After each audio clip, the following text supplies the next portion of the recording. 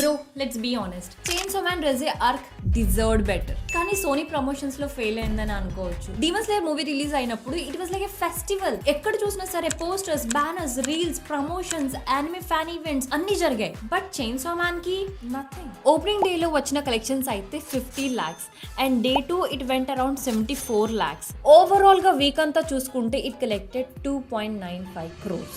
Seriously మీకు గుర్తుంటే demon slayer advance bookings 5 crores cross చేసింది ఇండియాలో. ఈ మూవీ ఎంత బాగుంది అనేది mouth to mouth word spread అయినా సరే కొంతమంది టికెట్ ప్రైస్ అనేవి తగ్గాక చూద్దాం అనుకున్నారు. ఈలోగా మూవీ థియేటర్స్ నుంచి వెళ్ళిపోయింది. Within a week Chainsaw Man disappeared from most of the cities and that's the saddest part. ఎందుకంటే ఈ anime was a fire. Animation top notch, pacing was superb. అయినా this anime failed at Indian box office. What's your opinion on this movie? Let us know in the comments.